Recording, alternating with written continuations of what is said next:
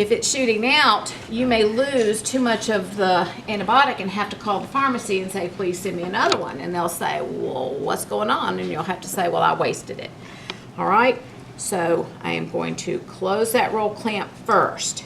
If then there are papers or whatever, I can pull them off, I can untangle it, I can straighten it, but the first thing I did was pull this, okay? Now, remember I said I was going to use the one that was unlabeled. I'm going to put this so that y'all can see it. This one's different and it's trickier, okay?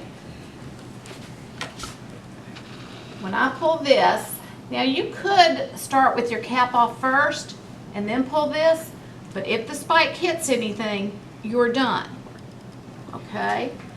So, this one is harder to hold though, so I need to figure out what I want to do. So I'm going to take my cap off, hold, pull down. Do y'all see this lip on this? The reason is it's very difficult to spike straight on. So if I'm touching that with the spike, it is still sterile because it was covered. If I put my hot little hands on it, if I'm holding down there, it is not sterile. Okay, so should I not be able to get straight on, that's okay. Now I'm in, I twist, push, twist, push, twist, push, twist, push, twist, push, twist, push, okay? You never want to touch that spike. Fill your chamber.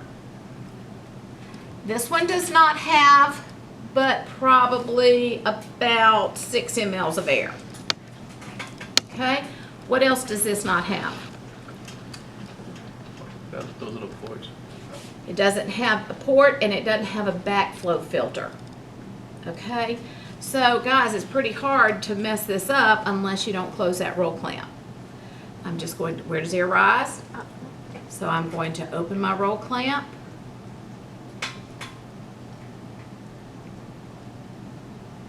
Y'all see it? Is there anything I need to be thumping? No.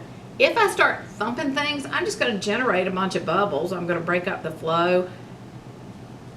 I do want to see a drip in the cap. Otherwise, I've got a bubble at the end. Easy enough, right? Okay. How long are these tubings good for?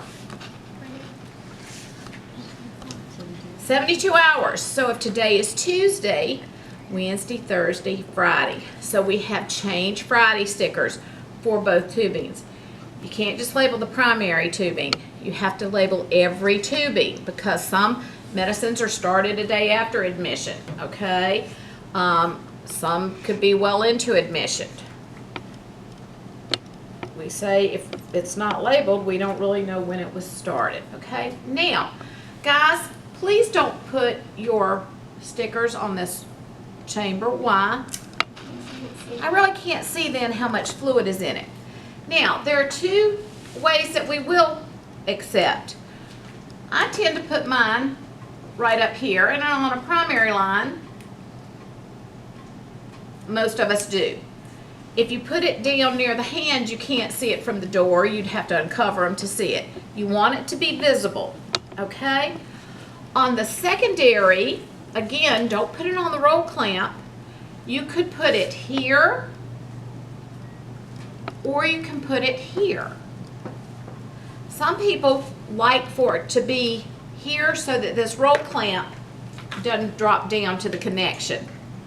Okay? It doesn't matter. All right?